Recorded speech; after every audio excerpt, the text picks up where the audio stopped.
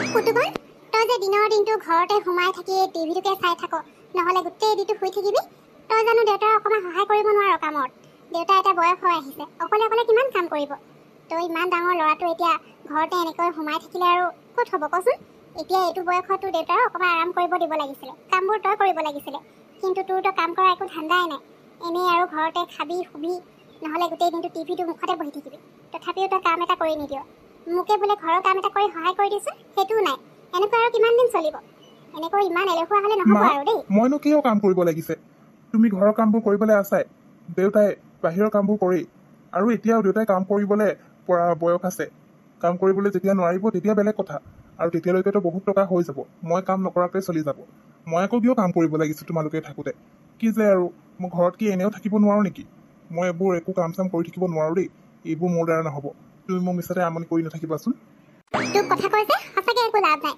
সদায় এনেকৈ থাকিম বুলি ভাবিছ নেকি? আজি মই আৰু তোৰ দেউতাই আছে বুলিহে। আমি যেনিবা কেতিয়াবা মৰি থাকিলোঁ, তেতিয়া তোক কোনে খুৱাব? তই তেতিয়া লোকৰ ঘৰত খুজি মাগি খাব লাগিব। দেউতাই যিখিনি টকা উপাৰ্জন কৰিছে সেইখিনি টকা আধা ঘৰ চলাওঁতেই শেষ হৈ যায়। কেইটকানো থাকেগৈ? ঘৰখন কোনোমতে চলাই আছে আৰু দেউতাই কাম কৰি কৰি। এতিয়া তই যদি একো এটা নকৰ, এনেকৈ বহি থাক, তেতিয়াহ'লে হৈছে আৰু এটা সময় নিজে বুজি পাবি, নিজে পস্তাব লাগিব। সেইকাৰণে এতিয়াই কিবা এটা কাম কৰিবলৈ শিক, নহ'লে কিন্তু তোৰ বিপদ হ'ব। আমি এতিয়া আছোঁ বুলি তই আমাৰ ওপৰতে ভৰসা কৰি বহি থাকিলে নহ'ব। এতিয়াৰ পৰা কিবা এটা কাম কৰিবলৈ চেষ্টা কৰিব লাগিব। মা হ'ব আৰু দেই, এতিয়া এইবোৰ কৰি নাথাকিবাচোন। পিছত যি হয় দেখা যাব, পিছত কিবা এটা কৰিম আৰু। এনেও তোমালোকে যিখিনি টকা সাঁচি ৰাখিছা সেইখিনিতো মোৰ কাৰণে ৰাখিছা, গতিকে পিছত তোমালোকে নাথাকিলেও সেইখিনি টকাৰে মই চলিবলৈ পাৰি যাম। মই কাম নকৰাকৈ চলি যাব। এতিয়া মোক কাম কৰিবলৈ কৰি নাথাকিবা দেই, এইবোৰ মোৰ দ্বাৰা নহ'ব। চাওঁ, মই অকণমান ওলাই যাওঁ এতিয়া। ঘৰত থাকিলে মানে তুমি গালিহে পাৰি থাকিবা। হেল্ল', অঁ হয় হয়, অঁ 1 কাৰ্টুন লাগে ন? ঠিক আছে হ'ব দিয়ক, মই কাইলৈ ৰাতিপুৱাতে পঠিয়াই দিম। অঁ ঠিক আছে হ'ব, কাইলৈ একেবাৰে পে'মেণ্ট কৰি দিলেও হৈ যাব। অঁ বাৰু ৰাখিছোঁ দিয়ক।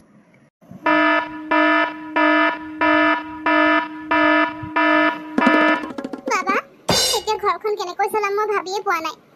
তোক সেইকাৰণে কৈ থাকোঁ, কিবা এটা কাম কৰ। এতিয়া দেখিছ নহয়, দেউতাৰো বয়সো হৈছে, তাতে এক্সিডেণ্ট হোৱাৰ পৰা এতিয়া খোজকাঢ়িবলৈ অসুবিধা হৈছে। ডক্টৰে সম্পূৰ্ণ ৰেষ্ট কৰিবলৈ কৈছে। তোক সেইকাৰণে মই ইমান দিনে কৈ আছিলোঁ। এতিয়া তই বেলেগ নহ'লেও দেউতাৰ বিজনেছটোকে আগবঢ়াই লৈ যাব লাগিব, নহ'লে আমাৰ চলিবলৈ বৰ টান হ'ব। তই কথাবোৰ কিয় নুবুজ বাৰু? কাইলৈৰ পৰা তই দেউতাৰ কামটো কৰিবি। দেউতাই এতিয়া এইবোৰ কৰিব নোৱাৰে। ঠিক আছে মা, এতিয়াতো উপায়ো নাই, কৰিবই লাগিব। মই কিন্তু কৰিব লাগে কৰিমহে দেই। এইবোৰ মই একো নাজানো, কেনেকৈ ক'ত কি কৰিব লাগে। এতিয়া উপায় নাই কাৰণে মই দেউতাৰ কামটো কৰিম। কাইলৈৰ পৰা যাম, তুমি চিন্তা কৰিব নালাগে। এতিয়া তোমাৰ দেউতাৰা নাই যেতিয়া তুমি ইয়াত আছা, গতিকে কামবোৰ তুমি ভালকৈ চাব লাগিব দেই। আৰু কাইলৈ আমাৰ এটা ডাঙৰ অৰ্ডাৰ আছে। মানুহ এঘৰত কিবা পাৰ্টি আছে, তাৰ কাৰণে 2 কাৰ্টুন কণী বিচাৰিছে। গতিকে তুমি কাইলৈ ৰাতিপুৱাতে গৈ দি থৈ আহিবা। ৰাতিপুৱা 8টাৰ আগতে দিবলৈ কৈছে। অকণমান দেৰি হ'লে মানে প্ৰব্লেম হৈ যাব। তুমি পাহৰি নাথাকিবা দেই, কাইলৈ ৰাতিপুৱাতে গৈ 2 কাৰ্টুন কণী দি থৈ আহিবা। ঠিক আছে তোমাক দি দিম। মই পাহৰি নাথাকোঁ, এড্ৰেছটো আপুনি দি দিব, মই ৰাতিপুৱা দি থৈ আহিম দেই। হ'ব দিয়ক, আপুনি এতিয়া গৈ থাকক। আৰু কিবা যদি অৰ্ডাৰ থাকে মোক কৈ দিব। মই এতিয়া অকণমান আৰাম কৰি লওঁ, ৰাতিপুৱাৰ পৰা এনেকৈ কাম কৰি থকা হৈছে, ভাগৰ লাগিছে মোৰ। দেউতা যেতিয়াৰ পৰা কাম কৰিব নোৱাৰা হ'ল, তেতিয়াৰ পৰা মই যে অকলে অকলে ইমানবোৰ কাম কৰিব লগা হৈছে। একেবাৰে কাম কৰিবলৈ মনেই নাই। এতিয়া উপায়ো নাই নহয়, মই নকৰিলে মানে ঘৰখন চলিব কেনেকৈ? ইফালে মাৰ কেটকেটনি শুনিবলৈ নাই, তাতকৈ ইয়াতে বহি থকাই ভাল আছে। এটা কাম কৰিম, কাইলৈ ৰাতিপুৱা কৈছে বুলি ৰাতিপুৱাই যাব লাগিব বুলি কথা নাই নহয়। ইমান ৰাতিপুৱাতে আৰু মানুহ যাব পাৰে নেকি? ইফালে মই নিজেই যাব লাগিব। মই মোৰ নিজৰ মতেই যাম পাই, অকণমান দেৰি হ'লে একো নহয়। ইমান ৰাতিপুৱাতে মই শুইয়ে নুঠোঁ, টোপনি ক্ষতি কৰি আৰু লোকৰ কাম কৰিবলৈ আছে নেকি? অকণমান দেৰিকৈ যাম কাইলৈ, কলৈ সোনকালে যাবলৈ নাই। দাদা, আপুনি ইয়ালৈ কিয় আহিলে? মোক কালিচোন ফোন কৰিছিলে, আৰু মই কালি আপোনাক গোটেইবোৰ কথা বুজাই দিলোঁৱেই। আকৌ আজি ঘৰ আহি ওলালহি যে? কি হ'ল কওকচোন? আকৌ কিবা প্ৰব্লেম হ'ল? এতিয়াও কিবা প্ৰব্লেম হ'বলৈ বাকী আছে নেকি? তোমাৰ ঘৰ মই মানুহক সুধি উলিয়াই ইয়ালৈ আহিছোঁ। কালি ফোন কৰিছিলা ঠিকেই, কিন্তু তোমাৰ কাৰণে মোৰ কিমান প্ৰব্লেম হৈছে সেয়া তুমি কেনেকৈ বুজি পাবা? ঘৰত ইমান ডাঙৰ এটা পাৰ্টি ৰাখিছিলোঁ, সকলোৱে তুমি নিয়া কণী খাই বেয়া পাইছে। আধাখিনিতো ভঙাই আছে আৰু আধাখিনি বেয়া, মাজতে ভাঙিলেই বেয়া ওলায়। তুমি এনেকৈ বিজনেছ কৰিবা? মই বহুত ডাঙৰ ভুল কৰিলোঁ তোমাৰ পৰা এনেকৈ 2 কাৰ্টুন কণী লৈ। মানুহৰ আগতো মই লাজ পাব লগা হৈছে। তাতে তুমি আধাখিনিতো ভঙাই টকা এনেই ল'বলৈ আহিছা। আজিৰ পৰা তোমাৰ তাৰ পৰা মোক কোনো বস্তু নালাগে। সেইবোৰ তুমি কি কৰা কৰি থাকিবা, কিন্তু মোক কোনো দৰকাৰ নাই। সেইটোকে ক'বলৈ আহিছিলোঁ। যাওঁ এতিয়া। ঐ পুতুকণ, কি খবৰ তোৰ? শুনিছিলোঁ তোৰ দেউতাৰ বোলে এক্সিডেণ্ট হ'ল, তেতিয়াৰ পৰা দেউতা বিচনাতে আছে। এতিয়া দেউতাৰ বিজনেছটো বোলে তই চলাই আছ। কেনেকুৱা চলিছে পিছে বিজনেছ? তইতো একেবাৰে কাম কৰিবলৈ মনেই নকৰিছিলি, এতিয়া পিছে কাম কৰি কেনেকুৱা পাইছ? কি কবি আৰু ভাই, মোৰ অৱস্থা একেবাৰে বেয়া। প্ৰথমতে দেউতাই যেতিয়া বিজনেছটো চলাই আছিলে খুব ধুনীয়া চলিছিলে, টকাও ভালেই উপাৰ্জন হৈছিল। এতিয়াতো মই যেতিয়াৰ পৰা কামটো হাতত ল'লোঁ, মানুহে মোৰ পৰা কণী নোলোৱাই হৈ গ'ল। সকলোৱে মোৰ ওচৰত আহিবলৈ বেয়া পায়। এতিয়া সেইবোৰ এনেই পৰি আছে। মই যেতিয়াৰ পৰা কামটো ল'লোঁ তেতিয়াৰ পৰা এটকাও লাভ হোৱা নাই। ওলোটাই সকলো এতিয়া লোকচানৰ দিশে গৈ আছে। কি কৰোঁ তাকে ভাবি পোৱা নাই। ইফালে দেউতাৰো সেইটো অৱস্থা। মই একেবাৰে ভাবি নাপাইছোঁ আৰু। অ' হয় নেকি? তেতিয়াহ'লে তই এটা কাম কৰ, কণীখিনি যদি মানুহে তেনেকৈ নিবলৈ বেয়া পাইছে, তই সেই কণীখিনিৰে বেলেগ কিবা আইটেম এটা বনা আৰু তেনেকৈ বিক্ৰী কৰ। তেতিয়া চাবিচোন কিমান বিক্ৰী হ'ব। এনেকৈ যদি কণীখিনি বিক্ৰী নহয় বুলি থৈ দিয়, তেতিয়া লোকচানহে হ'ব। তাতকৈ সেইখিনিৰে তই কিবা এটা এনেকুৱা বস্তু বনা যিটো মানুহে খায়ো ভাল পায় আৰু বিক্ৰীও হয়। কম দামত দিবি অলপ, কিয় বিক্ৰী নহ'ব? টকাও উপাৰ্জন হ'ব আৰু তোৰ বস্তুও লোকচান নহ'ব। ভাই, গতিকে তইতো সেইটোকে বুদ্ধিটো কৰ তই। ঠিকেই দিছ, কিন্তু তইচোন জানই আজিলৈকে মই একো কাম কৰিবলৈ নিশিকিলোঁ। বনোৱাটো দূৰৰে কথা, মইচোন একো বনাবলৈকে নাজানো, বেলেগ একো কামো নাজানো। কি কৰোঁ বাৰু তই কচোন? আজিহে বুজি পাইছোঁ দেই। সদায় মায়ে মোক বুজাইছিল যে দেউতাই কৰিব পাৰি আছে বুলিহে, যেতিয়া কৰিব নোৱাৰা হ'ব তেতিয়া মই কি কৰিম। কিন্তু আজি মই সঁচাকৈ পস্তাইছোঁ।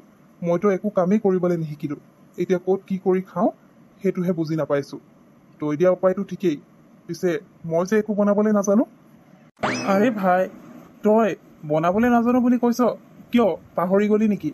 এবাৰ যে তই আমাৰ ঘৰলৈ গৈছিলি, আমাৰ মাজত চেলেঞ্জ হৈছিলে যে কণীৰ চপ আৰু পকৰা কোনে ভালকৈ বনাব পাৰে। তেতিয়া তইচোন আমাক ইমান টেষ্টি কণী চপ বনাই খুৱাইছিলি, আজিও টেষ্টটো মনত থাকি গ'ল। গতিকে তই সেইটোকে কৰ, তই ঠেলা এখন লগা আৰু কণীৰ চপ বনাই মানুহক খোৱা। মানুহে খাই খুব ভাল পাব আৰু তোৰ ইনকামো হৈ থাকিব। তই সেইটোকে কৰ, বেলেগ একো কৰিব নালাগে। চাবি মোৰ বুদ্ধি কামত দিবই।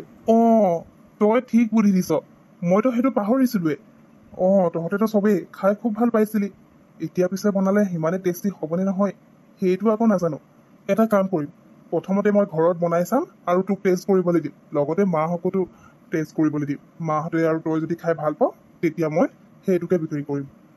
তোৰ বহুত বহুত থেংক ইউ দেই, তই মোক আজি এটা ৰাস্তা দি দিলি, নহ'লেতো মই একোৱে ভাবি নাপাইছিলোঁ।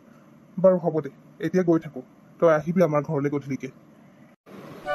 আহক আহক আহক, গৰম গৰম পকৰি, গৰম গৰম কণী চপ, খাবলৈ খুব টেষ্টি। এবাৰ খালে কেতিয়াও টেষ্টটো নাপাহৰিব। আহক আহক, সোনকালে খাওকহি, গৰম গৰম বনাই আছোঁ। বা, দেখাতো খুব টেষ্টি হ'ব নিচিনাই লাগিছে খাবলৈ। ভাইটি, দিয়া দিয়া, কণী চপ মোক 2টা দিবা আৰু লগতে 10 টকাৰ গৰম পকৰিও দিবা দেই। চাটনি আছে নহয় লগত, সোনকালে দিয়া। অঁ বাইদেউ, দি আছোঁ। দাদা, আপোনাক কি দিম কওক? মোক পকৰি 10 টকাৰ বান্ধি দিবাচোন আৰু 10 টকাৰ এতিয়া খাবৰ কাৰণে দিবা। মা, আজি কিন্তু মোৰ 5,000 টকা উপাৰ্জন হৈ গ'ল। এনেকৈ যদি এদিনতে ইমান টকা উপাৰ্জন হয় তেতিয়াহ'লে মাহেকততো বহুত হৈ যাব। মইতো ভবাই নাছিলোঁ, দেউতাই আগত যিটো বিজনেছ কৰি আছিলে তাতকৈও এতিয়া বেছি ইনকাম হৈ আছে মোৰ। সঁচাকৈ দেই, মই ভাবিছিলোঁ কেতিয়াও একো কাম কৰিবই নোৱাৰিম, কিন্তু আজি এই কামটো কৰি মোৰ বহুত ভাল লাগিছে। এতিয়া এনেকৈ আৰু কাম কৰি গৈ থাকিম। আৰু এইবোৰ চব মোৰ লগৰটোৰ কাৰণে হৈছে। সি মোক এইটো বুদ্ধি নিদিয়া হ'লে মইতো কি কৰিম ভাবিয়ে পোৱা নাছিলোঁ। গোটেই কণীবোৰো এনেই নষ্ট হ'ল হয়। এতিয়া আমাৰ বস্তুও নষ্ট হোৱা নাই, পুতুকণ, তই লগতে ঠিকেই মোৰ কৈছ। উপাৰ্জনো হৈ গৈছে। মইতো আগতে এইটো কথা ভাবিয়ে চোৱা নাছিলোঁ। তোক ভাল লগৰটোৱে বুদ্ধি দিলে আৰু এতিয়া আগতকৈও বেছিহে আমাৰ টকা উপাৰ্জন হৈছে।